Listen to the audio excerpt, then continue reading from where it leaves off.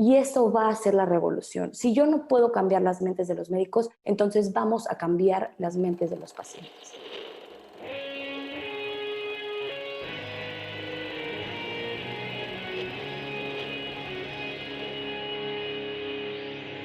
Bienvenidos a Volver al Futuro Podcast, donde platicamos con las mentes que nos impulsan a crear el nuevo paradigma de salud y bienestar, conducido por Víctor Sadia.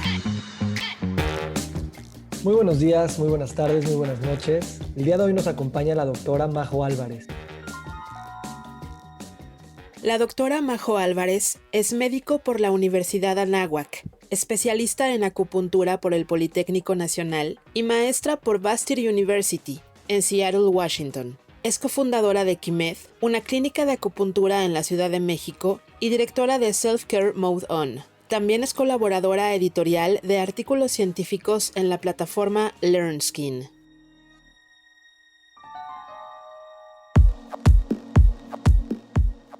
Majo, muchas gracias por estar aquí. Víctor, mil gracias a ti. Es un honor y estoy feliz de estar aquí contigo compartiendo este espacio. Mil gracias por la invitación. La pregunta tradicional para abrir, ¿por qué estudiaste medicina? Para mí es una pregunta muy fácil, Víctor. Nunca pensé en otra cosa.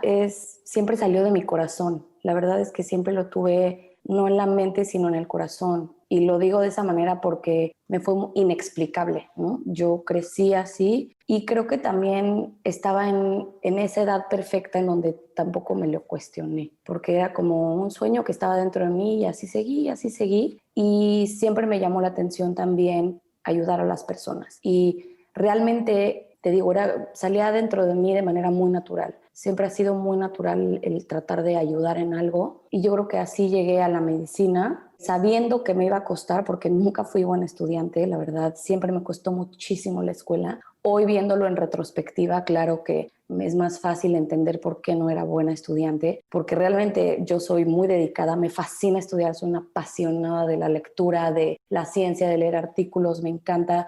Y creo que de hecho al final de mi vida me di cuenta que soy muy buena estudiante, pero que realmente en la escuela nunca tuve ese estilo de enseñanza que yo quería. Y pues llegué con mucho miedo a la medicina, realmente con mucho miedo. Pero bueno, salí, lo logré, reprobé una materia que me atrasó. Pero bueno, ahí fui creciendo en la medicina, ¿no? Un poco luchando.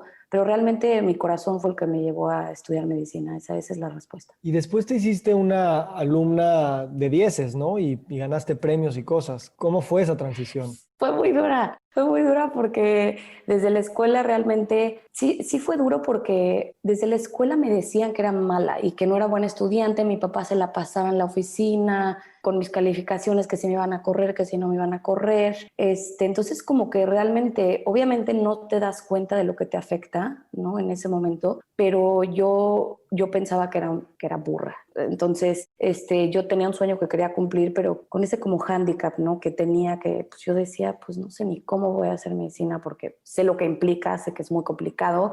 Y aparte yo no venía de una familia de cero médicos. Cuando yo les dije a mis papás, como que no sabía ni de dónde había salido esto. Entonces como que sí fue algo muy difícil para mí ir construyendo mis propios métodos y realmente yo le llamo medio sobrevivencia en la escuela, o sea, porque híjole, sí se vuelve muy difícil la escuela de medicina, es mucha competencia, es mucho reto, es mucha demanda, son muchas horas y yo sentía por el método anterior que tenía de estudio que le tenía que dedicar el doble y así lo hice. Entonces, si alguien, por ejemplo, estudiaba 1 o 2 horas, yo tenía que estudiar 4 horas y realmente en mi etapa como estudiante de medicina, sí te puedo decir que me perdí de la vida social, me perdí de... que es normal, ¿no? Dentro del médico, eso es completamente normal, pero sí creo que también, digo, hoy en día, te digo, viendo en retrospectiva todo siempre es muy fácil entenderlo, en el momento no, pero creo que también fui muy exigente conmigo misma, cosa que después me llevó a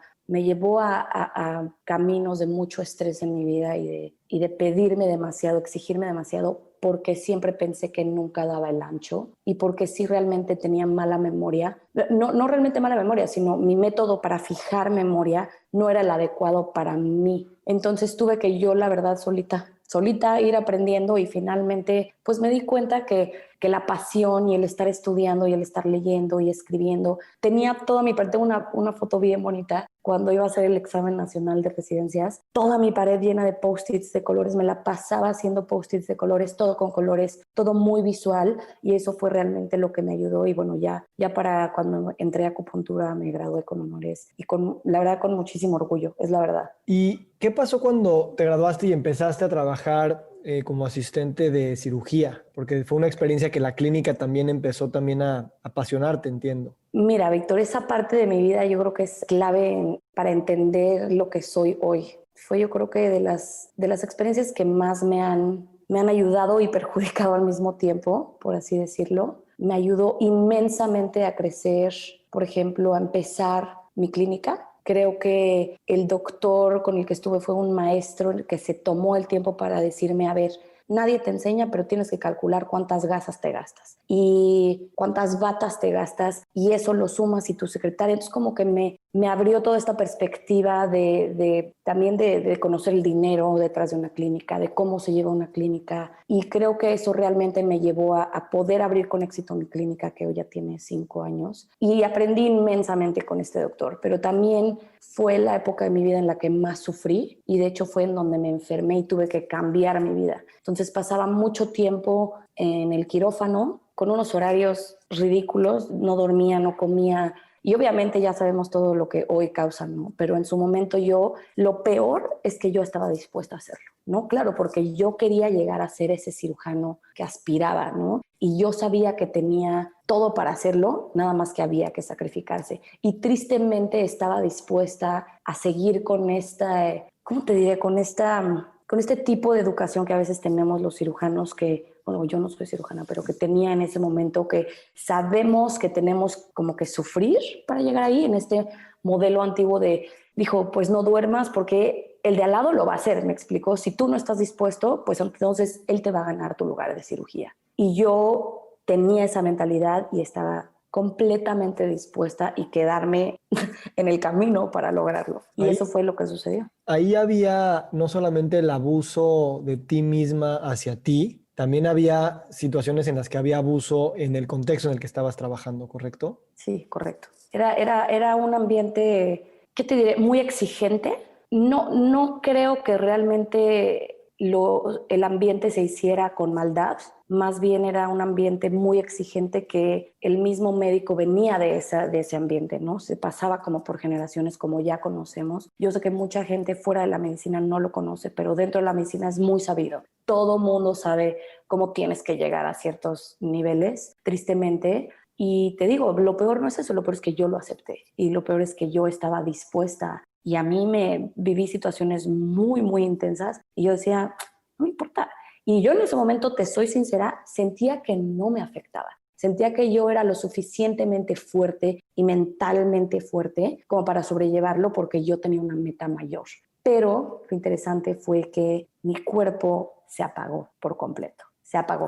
No me dejó seguir defendiéndome. Y yo realmente fue cuando me di cuenta, se apagó. Cuando te digo se apagó, fue que yo me empecé a desmayar todos los días. Empecé a desmayar todos los días. De ser una persona que hacía maratones, hacía mucho ejercicio, pero también, así como hacía maratones, entrenaba a las 4 de la mañana para irme a cirugía a las 5. Entonces, y yo ni siquiera era residente, me explico. O sea, estaba preparándome para mi examen nacional de residencias. Entonces estaba viviendo algo muy, ¿qué te diré? Estaba viendo como lo mejor, ¿no? Como en ese momento yo decía, wow, o sea, casi que soy cirujana sin estar ahí. O sea, yo ya estaba probando lo que iba a hacer. Y fue ahí entonces donde dije, no. Y no solamente fue físico, sino también emocionalmente me di cuenta que a mí me gustaba muchísimo pasar tiempo con mis pacientes. Yo tuve esa experiencia en donde el doctor me dejaba dar consulta con él, me dejaba ir al hospital a ver a los posoperatorios, hacerle todos los cuidados de heridas, pasar visita, ver los laboratorios. Entonces, eso fue lo que realmente a mí me llenó mucho. Obviamente la cirugía es casi que una experiencia como de cocaína, ¿no? Es una cosa muy fuerte, muy intensa, y por eso es tan gratificante, cosa que nunca voy a dejar de querer. Siempre fue algo muy bonito para mí la cirugía, y también me parece un arte, la manera en la que mueves las manos, conoces la anatomía. Ese es un arte fuera de este mundo, pero sí no era para mí, definitivamente. Y cuando se te apagó el cuerpo, ¿cuánto tiempo y cómo fue ese proceso para decir necesito reencontrarme y redescubrirme? Y también cambiar tan radicalmente de lo que se espera de un médico que lleva pues tronándole tantos años y sacrificando tanto y salirte de lo que convencionalmente se entiende que es el camino de un médico.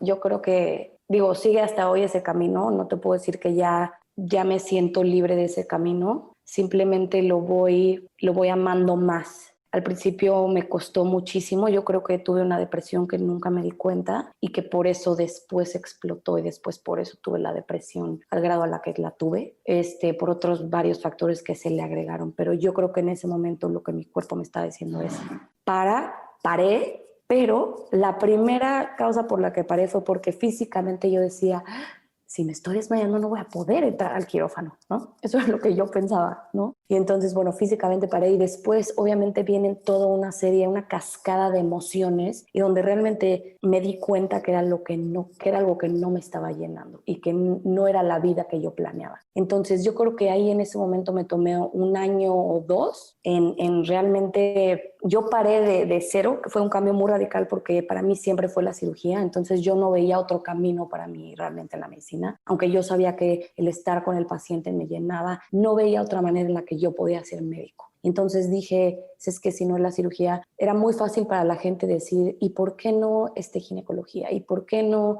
Pues no, realmente yo no era lo que buscaba. Entonces yo creo que fue clave el como dejar la medicina por completo y salirme un poco a respirar. Y entonces fue donde me pude enfocar en mí misma y en realmente darme cuenta de lo que me estaba faltando dentro de mí y qué es lo que estaba pasando y por qué me estaba desmayando, ¿no? Yo creo que y fue un camino muy, muy duro porque tampoco le encontraban, ¿no? Me querían poner marcapasos, pasas por toda una serie de también diagnósticos y cosas personales también muy fuertes, entonces estaba lidiando yo con mis problemas más algo físico, de un diagnóstico incertero en el que me preocupaba y me fui dando cuenta que conforme descansaba más, conforme me relajaba más, conforme comía mejor, me dejé de desmayar. Entonces ahí es donde empieza realmente toda esta transformación que te digo, sigo en este camino y voy a seguir hasta que yo me vaya de esta tierra, ¿no? Porque eso es lo que realmente me di cuenta que va mucho más allá de una cirugía. Lo que se me hace interesante es que normalmente la gente te cuenta esta historia de renacimiento cuando encuentran una nueva medicina o encuentran algo diferente, una nueva escuela, una nueva metodología y le empiezan a hacer sentido todas estas ideas. Estoy entendiendo que en tu caso fue más como autoobservación y ver, pues me funciona comer bien, me funciona dormir bien. Y solita fuiste dando cuenta que con tu mente de médico, pero percibiéndote a ti como paciente, podías también sacar conclusiones que hoy no suenan muy obvias, pero que en ese momento dirías, ¿cómo puede tener tanto impacto? ¿Fue así? Sí fue así, pero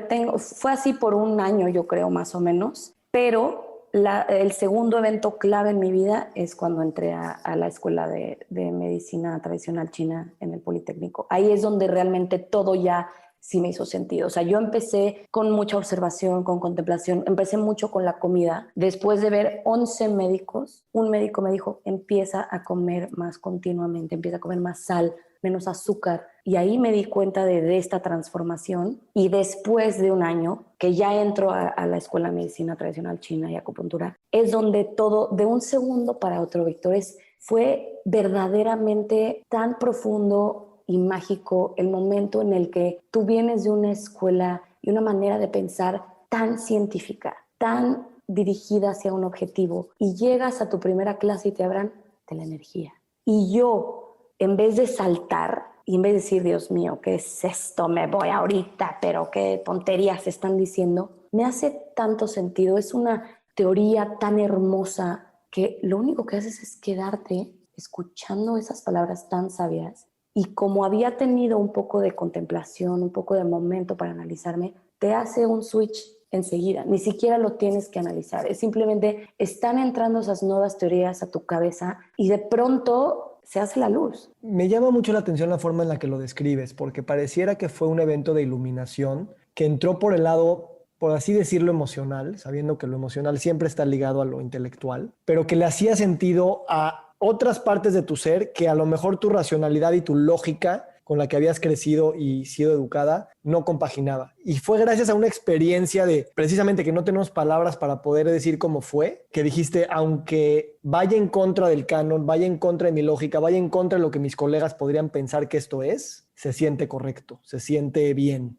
Así fue, así fue. ¿Cómo entonces decidiste tú traer a la Majo, que ya traía toda esa experiencia, que sabía que la medicina tenía tanto poder, acabas de describir a los cirujanos de una manera hermosa, y decir, vamos a integrar estos mundos, vamos a integrar, por así decirlo y simplificarlo, Occidente y Oriente? Ciencia moderna con ciencia ancestral. ¿Cómo empezó a trabajar esto en tu cabeza y cómo te veías tú en este lugar donde tratar de buscar esa conversación entre estas escuelas? Yo creo que ahí todo el crédito se lo tengo que dar al Politécnico. Y creo también que esa escuela fue la que me hizo enamorarme también tan fácilmente de la medicina tradicional china, porque la manera en la que ellos hacen el programa, todos son médicos y debes de ser médico, es una especialidad médica, y lo que hacen es, la primera clase a la que tú vas es bases de la medicina tradicional china, y a la par la segunda clase es cómo empezó en México la medicina tradicional china, qué leyes, cómo está en la OMS y la ciencia, y empiezas a leer puros artículos de la primera descripción de qué es lo que hace una aguja en el cuerpo. Todo de manera muy a base de mucha ciencia y estudios. Entonces, la clase realmente la del doctor Santana, un doctor, una eminencia, alguien que yo admiro muchísimo, te dice, estos 3 artículos te los lees para mañana. Y en la clase se discutía cómo, de los primeros artículos científicos en los que cómo empezó a desarrollarse la ciencia detrás de los mecanismos de acción de la acupuntura. Y creo que esta manera de estudiar la medicina china fue lo que realmente hizo en mí poder decir, claro, entonces yo también puedo integrarlo a mi vida, ¿no? Entonces, por una parte, en la mañana estás teniendo una clase de todo lo que es el yin, el yang, y todas estas historias tan hermosas, la relación con la naturaleza, el cómo observaban el cuerpo, algo tan inmensamente tan mágico, ¿no? Que a veces es difícil de agarrarlo con las manos. Pero por otro lado, te están dando esa relación. Sí, todo es hermoso, estamos hablando de cómo la noche y la luz y la energía, pero también te estamos diciendo que cuando pones una aguja a través de la piel y estimulas ese punto de acupuntura, estás teniendo liberación de neurotransmisores, estás alterando algo, el cuerpo fisiológicamente. Entonces, creo que el Politécnico fue la clave de lo que hoy he llegado a ser yo como médico integrativo. Eso me llama mucho la atención y creo que cada vez lo estamos viendo más, que la ciencia empieza a estudiar con los métodos de la ciencia tradicional, cartesiana, occidental, todas estas ideas que estaban por fuera y precisamente si bien sonaban místicas y esotéricas porque no nacieron de un análisis científico y de un clinical trial, sino nacieron de la experiencia, la observación, la contemplación de todas estas civilizaciones y se dan cuenta que sí, que la meditación tiene beneficios que son medibles en todos los niveles del cuerpo y que son comprobables y que son controlables también con grupos de control y tratamiento. Y eso siento que eso precisamente que acabas de describir, me encantaría apostarle que en los siguientes 50, 60 años o 100 años o lo que sea, va a haber esta tendencia de querer estudiar con tecnologías y metodologías de la ciencia moderna otras cosas que tradicionalmente estaban fuera y empezamos a legitimizar esas prácticas porque les damos también un vocabulario que de este lado de la medicina convencional entendemos. Entonces ya deja de ser esotérico, ya es el lenguaje de la ciencia y por lo tanto, no, yo nunca dije que eso no servía. Así va a parecer cuando esto empiece a terminar de legitimizarse. Entonces, lo que me llama la atención es que te fuiste después más adelante y empujaste esta moneda y te fuiste a hacer acupuntura oncológica, cosa que no siento que es muy común de escuchar, o al menos para mí es algo muy nuevo. Y quisiera que me platiques cuál es esta experiencia y cómo agrega tu experiencia en pues toda la conversación que tenemos respecto del cáncer hoy en día. Pues mira, Víctor, antes que nada les quiero aclarar porque mucha gente me lo pregunta, siempre que les digo soy especialista en acupuntura oncológica, ¿cómo? ¿Curas el cáncer con acupuntura? No.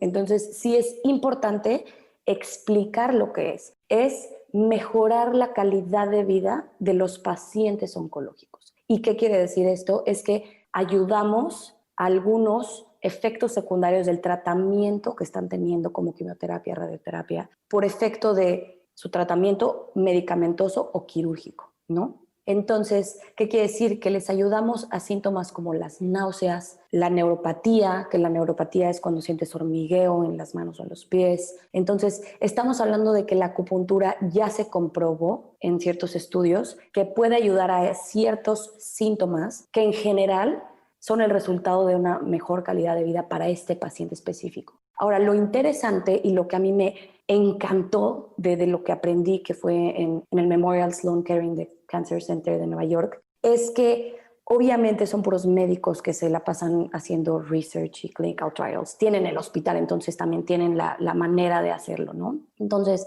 lo que hacen es que lo sistematizaron. Entonces, hacen, te diré, entre 5 y 10 puntos de acupuntura, porque no sé si sabes, pero tenemos 365 puntos de acupuntura, más aparte otros que se han descubierto, más la acupuntura japonesa. Entonces, hay muchísimos puntos de acupuntura que en la medicina tradicional china, cada médico tiene la libertad de escoger. ¿Por qué? Porque es una medicina personalizada, ¿no? Entonces, aunque tú llegues con el mismo diagnóstico, no te voy a poner los mismos puntos que te pondría otro acupunturista. Entonces, lo que hacen ellos es que ciertos puntos de acupuntura que ya se vio que mitigan o disminuyen o mejoran ciertos síntomas, entonces los ponen en bloque y dicen, estos son los que están adecuados y se usan y están permitidos para usar para estos pacientes. Y te dan obviamente el método, las contraindicaciones y lo tienen muy controlado. Y eso fue lo que a mí me gustó mucho por lo mismo, porque puedes tener conversaciones con médicos, con colegas y explicarles la ciencia que hay detrás, que lo avala,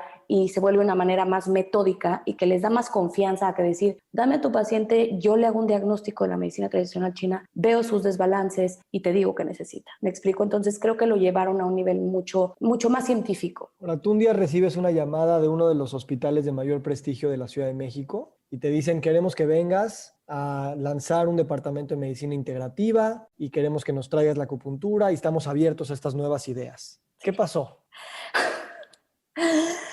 ¿Qué? Pasaron muchas cosas, Víctor. Primero que nada, lo que pasó es que yo salté de emoción. Yo estaba muy ilusionada. Pensé que yo iba a ser como Cristóbal Colón, ¿no? Yo pensé que iba a ser esa figura de, no sé, de compartir esta gran pasión que tengo de la medicina tradicional china, de los beneficios. Y dije, qué mejor si ya estoy. Realmente yo pensé que cuando ya estaba dedicada a esto, avalada por una gran institución como el Memorial Sloan Kettering. Dije, claro, por eso me están buscando, ¿no? Me hace sentido, ¿no? Porque yo sabía de algún maestro, el doctor Lozano, que es también una eminencia de la acupuntura. Él estaba haciendo acupuntura oncológica por otro lado. Entonces yo decía, wow, qué importante, ¿no? Y eso fue realmente lo primero que pasó, ¿no? Esa fue mi reacción. Claro que después de la emoción viene ya como, bueno, un poco planeación, bajar a la realidad y decir, ok, ¿cómo se va a hacer esto, no? Entonces, yo en ese momento tenía mi clínica privada y la verdad es que nos estaba yendo muy bien. Estábamos creciendo, estábamos teniendo muchos pacientes y voy a agregar aquí un paréntesis. Fue muy bonito porque nuestros pacientes, yo creo que nunca habían experimentado la medicina tradicional china y se dieron cuenta de lo personal y la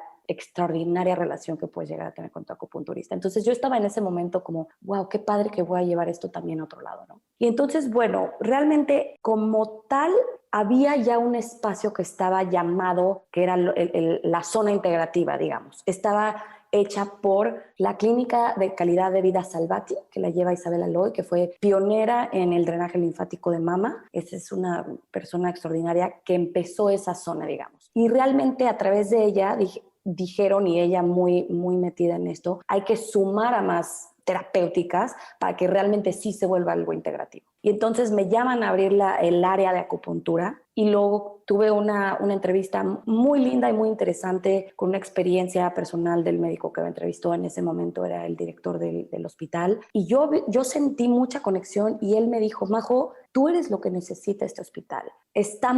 Vamos a crecer esto y tienes todo mi apoyo y bienvenida. Y lo único que necesito es que vayas no me acuerdo, todos los martes, a donde se presentan los casos clínicos y que tú des una introducción para que los médicos te conozcan y vamos a mandar un mail y todos te van a conocer. Yo dije, bueno, pues ya, perfecto. Me dijo, lo único que necesitas es que a ti se te refiere el paciente. Tú no puedes ni traer pacientes de tu clínica ni empezar a ver ahí, agarrar como por los pasillos, ¿no? Lo cual me suena completamente perfecto. Entonces, primero hacemos una exposición muy padre, les presento pura ciencia, puros datos con evidencia. Muchos datos los agarré del Memorial Sloan Kettering con los programas que ellos hacen, con los resultados que ellos han tenido con sus propios pacientes, con el número de pacientes que ellos ven y cómo habían progresado. Y me llevo la sorpresa número uno desde que vieron el título, me imagino en el póster que yo iba a hablar, no se presentaron ni la octava parte de los especialistas, ¿no? No les interesó, lo cual no me sorprendió, ¿no? Realmente no me sorprendió. Y yo seguía teniendo ese entusiasmo, que la verdad siempre tengo mucho entusiasmo para compartir esta medicina, y como que soy un poco ilusa en ese sentido, como que siempre creo que puedo cambiar, ¿no? a las personas. Y lo seguiré teniendo, yo creo,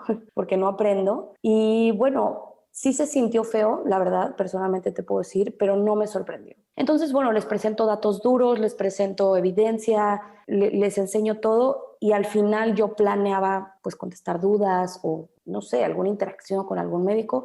Eso no sucedió. Eso no sucedió. Y bueno, Víctor, para no hacerte el cuento largo, esos meses que estuve no recibí a un solo paciente. Me la pasé más bien como representante, esperando afuera, esperando a los médicos en los pasillos, rogándoles por un minuto, enseñándoles la evidencia, diciéndoles, por favor, ábreme tu puerta. No me tienes que creer. Realmente tú no tienes que encontrar en tu corazón o en tu mente que sirva. Yo no estoy pidiendo que cambies eso, simplemente que si tu paciente se puede beneficiar y realmente quieres el beneficio para tu paciente, inténtalo o por lo menos ofréceselo. No tienes que cambiar. Para mí un mundo ideal es donde la medicina es un mundo universal, es algo universal en donde no escogemos una medicina alópata, una medicina tradicional china, una medicina ayurvédica, sino donde el médico escoge ingredientes de cada medicina y se los muestra al paciente para su beneficio. Creo que esa debería de ser nuestra finalidad de la medicina, esta medicina universal en donde yo no le llamo por nombre a cada medicina. Y pues nunca sucedió, tuve experiencias personales pues muy desagradables, me fui con un mal sabor de boca. Yo en ese momento ya tenía la aceptación para mi doctorado, que se volvió en otra cosa, pero pues me fui desilusionada, me fui triste, me fui con una mala experiencia realmente, pero creo hoy en día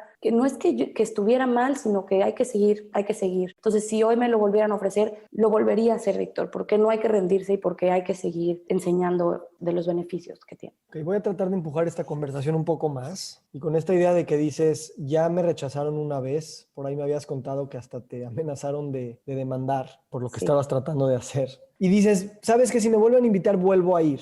¿Qué aprendizajes tenemos para poder hacer que estas conversaciones no regresemos con el mismo discurso de la misma manera? Porque ya sabemos que esa es la puerta que nadie va a abrir. Empujo esto preguntándote, ¿qué otras maneras tenemos para poder buscar esta integración? Y como dices, poco a poco, no cambiar educaciones y cánones y dogmas de tanto tiempo, pero para que la puerta sí se pueda abrir por lo menos un poquito. ¿Cómo regresarías? Yo creo que regresaría de dos maneras. Uno, creo que cada día que pasa, yo aprendí mucho de esa experiencia, ¿no? Me transformó, y todo siempre cuando te duele, pues tienes que salir más fuerte, ¿no? Entonces aprendí mucho y creo que también igual y yo no estaba preparada lo suficiente, ¿no? Igual y yo no respondí como debería de haber respondido. Igual y no era la estrategia, era tocar de puerta en puerta. Igual y no lo sé, no sé qué hubiera hecho diferente, pero lo que sí te puedo decir es que regresaría yo un poquito más preparada, porque me fui a preparar, ¿no? A Estados Unidos. Y lo que te puedo decir que hoy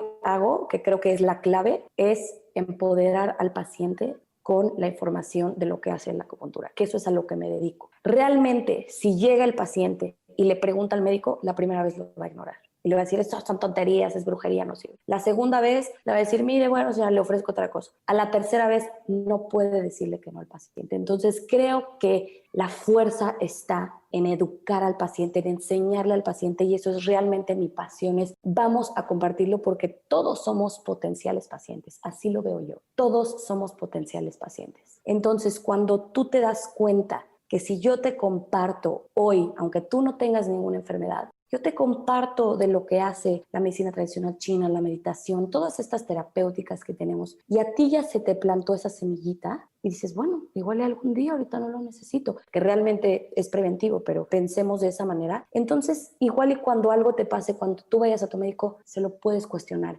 Y eso va a ser la revolución. Si yo no puedo cambiar las mentes de los médicos, entonces vamos a cambiar las mentes de los pacientes. Te agradezco mucho lo que nos has compartido. Me gustaría preguntarte un poquito sobre tu vida personal en términos de cómo son tus rutinas, cómo ves este equilibrio entre todo lo que quieres hacer y lograr, al mismo tiempo de que pues estás viviendo en tu presente y tienes que cuidarte y quererte y pues estar presente en todas las etapas que la vida va presentando. Pues mira, Víctor, yo soy una persona que me dedico mucho tiempo a mí y se lo tengo que agradecer a mi depresión, la verdad. Siempre he hecho ejercicio, siempre no he procurado estar bien, pero nunca al nivel que me llevó, que me empujó mi depresión, y hoy lo agradezco enormemente. Mucha gente no lo entiende y me dice, ¿cómo puedes amar tanto tu depresión? Yo la amo porque me hizo crecer inimaginablemente en muchísimos sentidos y fue lo que realmente me llevó a desacelerarme, porque yo vivía muy acelerada y tengo esa naturaleza, ¿no? Y ya un poco más metida en la medicina tradicional china, entendí que yo con mi naturaleza tenía que ser un poco más como el agua y dejar fluir.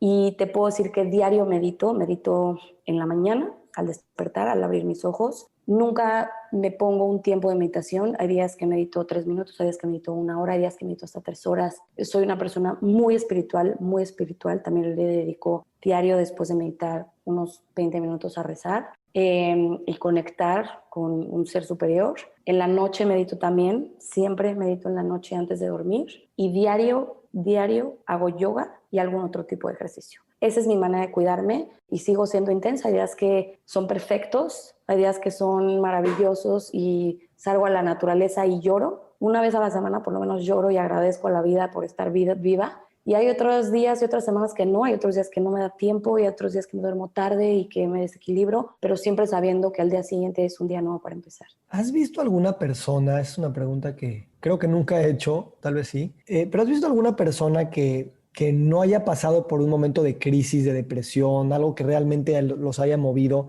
y que haya encontrado estas formas de crecer y de cambiar su identidad de una manera tan radical? ¿O pensarías que sí siempre pasa por este lado de, bueno, pues dependiendo qué tan profundo caigas, hasta dónde vas a poder después subir? Lo pregunto porque ¿qué pasa con todos los doctores y los colegas que tú tienes, que los ves en esta vida acelerada, los ves como no alcanzando algo que todos quieren alcanzar, como tú describiste el inicio de tu carrera, y que te gustaría decirles, no esperemos a que tu cuerpo se apague? ¿Es posible o realmente solamente se puede aprender, o has visto algún ejemplo en el que se aprende simplemente con ver casos como tú, escuchar conversaciones como la que estamos teniendo? No sé, Víctor, es una pregunta interesante y compleja. Yo creo que solo se puede alcanzar si estás abierto a. No creo que realmente necesites una caída fuerte. Creo que más bien lo que necesitas es estar abierto, porque es como tomar oportunidades, ¿no? Pueden llegar oportunidades, pero si no las tomas no van a suceder, ¿no? No van a evolucionar. Pero creo que el estar hermético más bien es lo que te impide ese crecimiento, yo creo.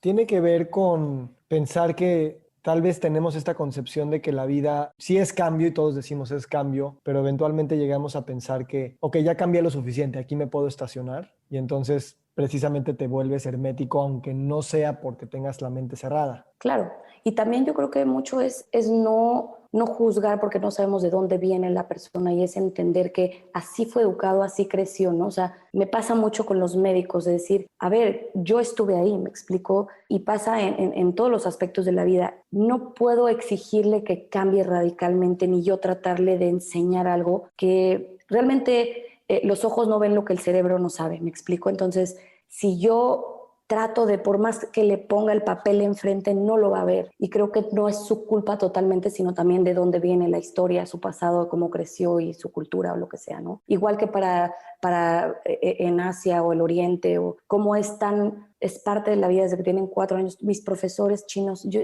siempre estoy enamorada de eso, como sus historias pues sí, es que a mi mamá, yo a los 4 años me aprendí a hacer masaje para liberarme, y mis tés, y pues claro, ellos vienen de su cultura, es algo natural, y es difícil abrir, ¿no?, a algo en lo que no estamos en contacto, que no hemos siempre estado de acuerdo por nuestra educación o por cómo, dónde vivimos. Yo a veces pienso que las mentes, estoy simplificando enormemente, pero pienso que las mentes occidentales y las mentes orientales piensan de una manera completamente diferente. Tienen una relación diferente con su cuerpo, con su planeta, con su espacio, consigo mismos, con el lenguaje, con la muerte. Y a veces nosotros en Occidente, que nos atraen muchas de estas ideas y estas prácticas, definitivamente nos traen mucho bien, pero siempre me gustaría cortarme la cabeza y ponerme la otra cabeza y verlo así, no tratar de convencerme de que así es. Entonces, bueno, dejo esa imagen para cerrar esta conversación.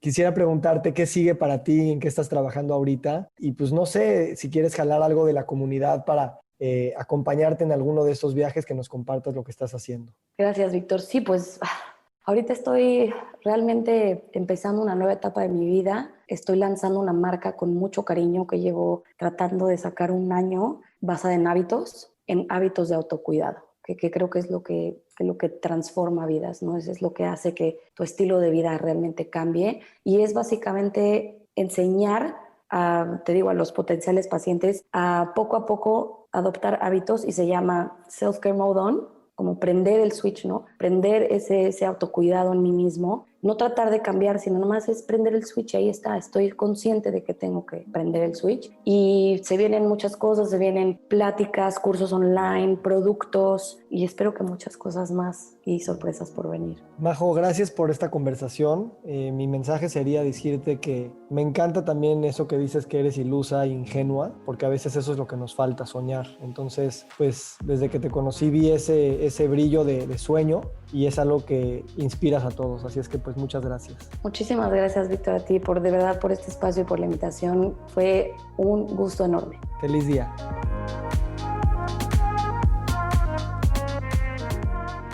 Nos encantaría recibir tu retroalimentación de estos podcasts para continuar generando contenidos que te sean útiles e interesantes. Si puedes, déjanos un comentario en la página web victorsaadia.com.